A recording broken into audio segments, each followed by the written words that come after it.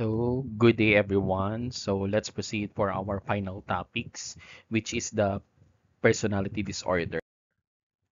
So, personality refers to the way we typically think, feel, and behave. When this pattern of thinking, feeling, and behaving becoming rigid, causing problem in how we relate to others or handle situations. So this is called personality disorder.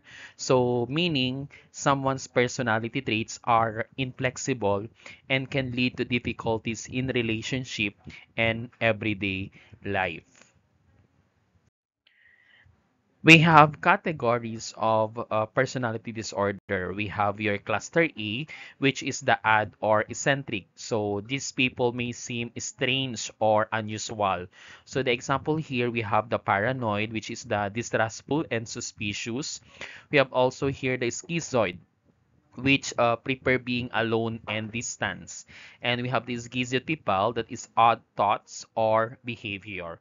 And then in sa cluster B naman, we have the dramatic, emotional, or unpredictable. So itong mga individuals na ito, often have intense emotions or behave impulsively. So we have here the antisocial, so disregard for rules and others. We have the borderline, which is unstable emotions and relationship. And then we have also histrionic. Yung histrionic natin, di ba? That is attention-seeking emotional. And narcissistic, which is self-centered and need admirations. And lastly, in the cluster C, we have the people who are anxious or fearful. So these people are often nervous or worried. So example here with the avoidant. So yung avoidant natin is fear rejection or feel inadequate. Sa dependent naman, which is overly reliant on others. And we have your obsessive compulsive, which is the rigid, perfectionist, and need control. So yan po yung three categories po natin for personality disorder. And then we have also here the types of personality disorders. So number one here is we have the borderline or borderline. So yung borderline personality disorder natin, di ba, which is afraid of being abandoned, acts without thinking, yung being impulsive, and then has very intense but unstable relationship. And also here, usually, they complain about their health, which is tawag po natin doon hypochondriacal. Okay, so yan po yung ating borderline personality disorder. So, ang nursing intervention lang natin dito, we need to establish the clear boundaries and consistent rules. Yan. And then we also encourage expressions of feelings through safe outlets. So, for example, the journaling or art.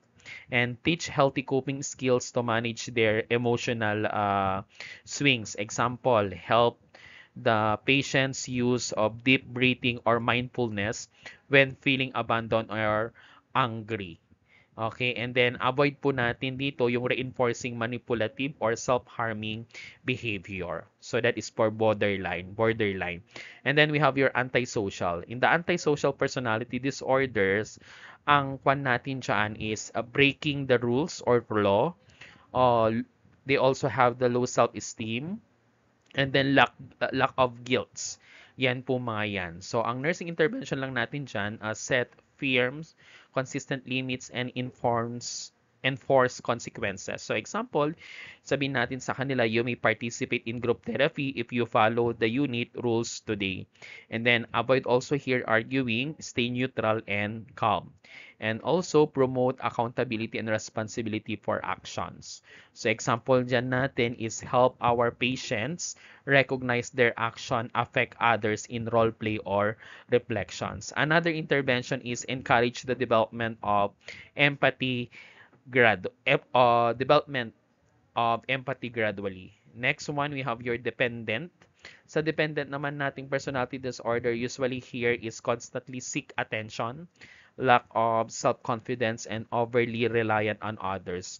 So, ang nursing intervention natin, encourage decision-making and problem solving, avoid doing things that the patients can do themselves, and support the self-esteem through the positive reinforcement.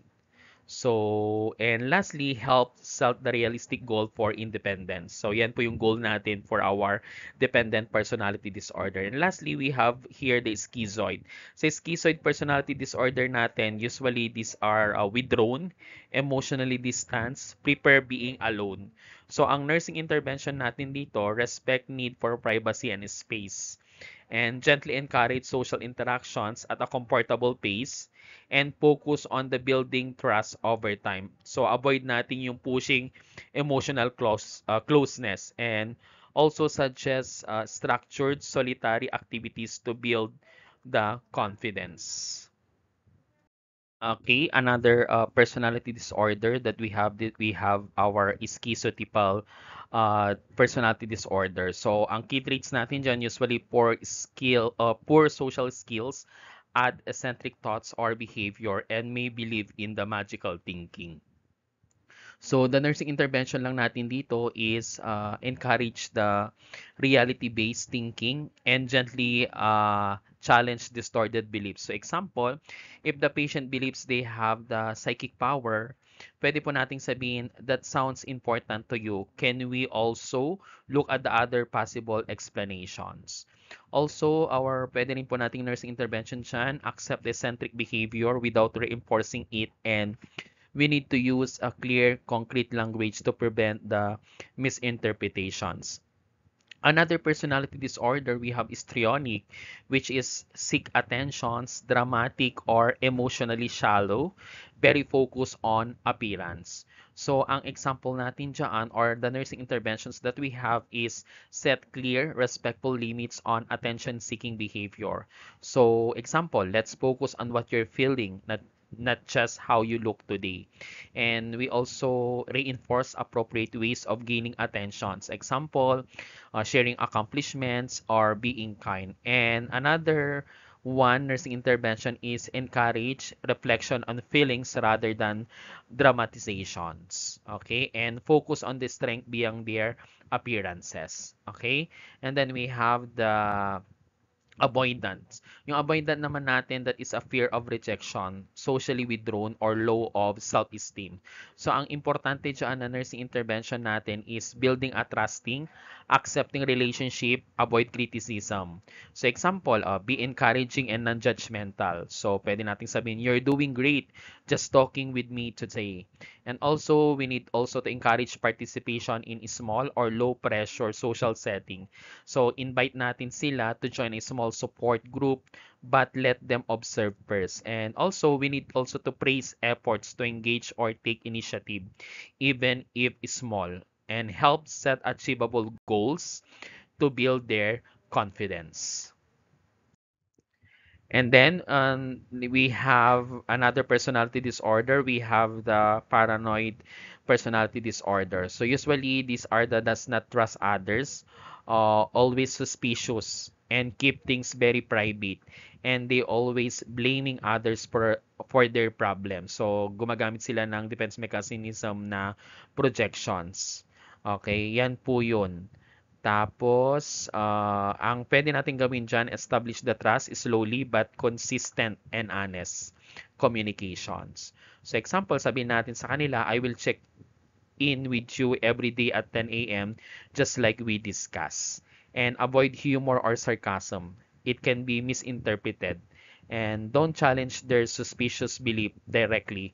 Focus only on the facts. So, for example, sabihin natin sa kanila, I understand you feel unsafe. And let's talk about what's happening around you right now. And we also here, pwede po natin gawin sa kanila is the maintaining a calm and non-threatening demeanor. And then we have your passive-aggressive personality disorder. So usually these are the procrastinates or indirectly express anger. So example here, yung being late or forgetful. So ang gagawin lang natin dyan is set clear expectations and holds them accountable. Encourage direct communication of feelings and use of non-confrontational feedback. Okay? And help to identify the source of underlying anger or resentment. Okay? And then we have your narcissistic personality disorder. Usually these are the grandiose, lack of empathy, expect special treatments. So, ang pwede nating nursing intervention dyan, remain calm and neutral and don't take arrogance, personality. So, pwede yun and then provide a feedback in a factual and respectful way. Promote development of empathy and realistic self-image. And avoid engaging in a power struggles or defensiveness. And we have the last one, we have your obsessive compulsive disorder or personality disorder. So usually ito yung mga perfectionist, rigid, overly focused on rules or productivity. So ang pwede natin gawin dyan, allow extra time for tasks, avoid rushing, encourage flexibility through small changes, and pwede pong gawin yung gently suggest doing a task a new way and discuss how it felt.